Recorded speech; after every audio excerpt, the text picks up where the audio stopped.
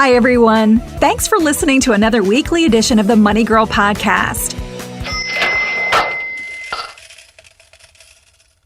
I'm Laura Adams, author of the award-winning book, Money Girls, Smart Moves to Grow Rich. Before we get started, I have a quick announcement. I'm excited to tell you about another new book from QDT's own modern manners guy, Richie Freeman. It's called Reply All and Other Ways to Tank Your Career. Richie interviews dozens of CEOs, entrepreneurs, celebrities, and tastemakers to help you navigate every sticky situation in the office. Reply All is available in paperback, CD, ebook, and audiobook, online or from your favorite bookstore, so get your copy today. One of the most uncomfortable things about investing is that it involves risk. We all want to make money, but no one likes the idea of potentially losing some or all of it. However, there are limited protections that investors have against loss. In this episode, I'll answer a listener question and tell you what systems are in place to keep your investments safe up to certain limits.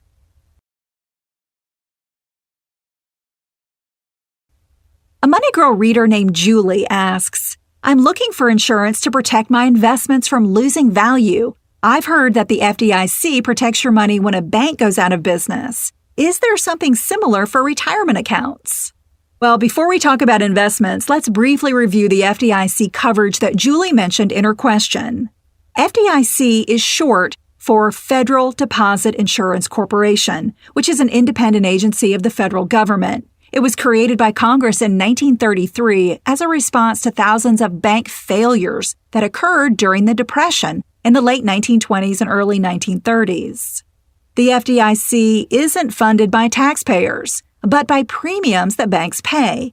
An institution that has FDIC insurance covers deposits up to $250,000 per depositor.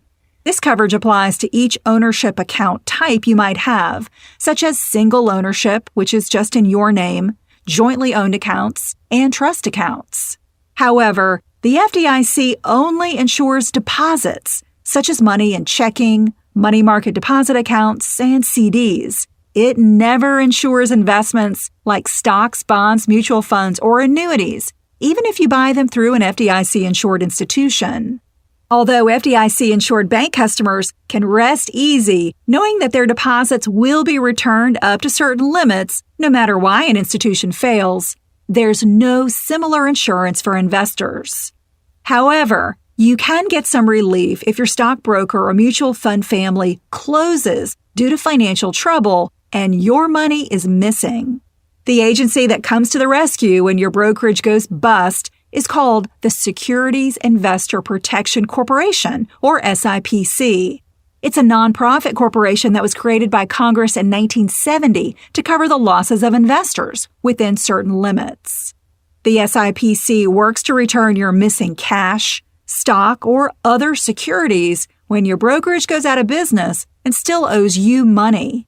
Their website at sipc.org says that since December 2008, they've returned $9.32 billion to the victims of Ponzi schemer Bernie Madoff.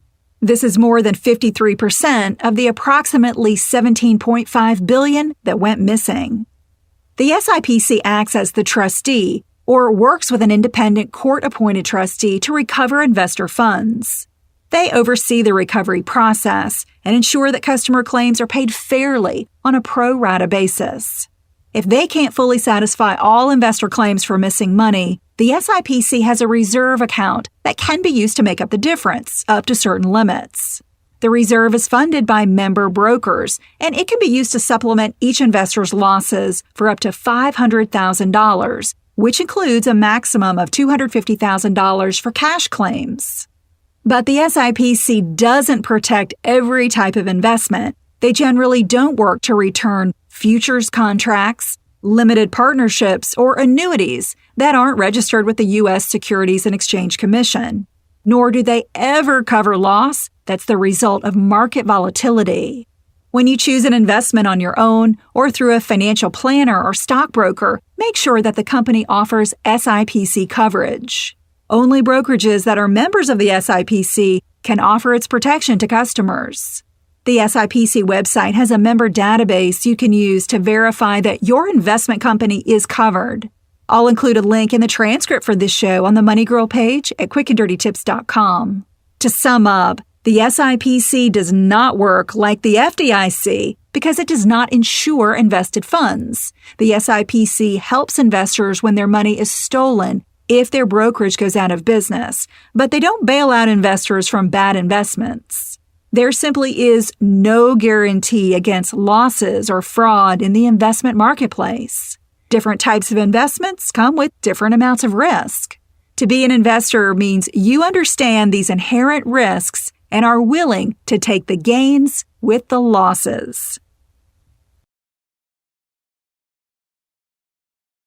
For more money tips and advice, be sure to follow me on Facebook, Twitter, or Google+. Also, sign up for the free Money Girl newsletter for exclusive tips. You'll find links to everything I've mentioned on the Money Girl page at quickanddirtytips.com. Just look for episode number 328 called Is There Insurance Against Losing Investments? I'm glad you're listening. Cha-ching! That's all for now. Courtesy of Money Girl, your guide to a richer life.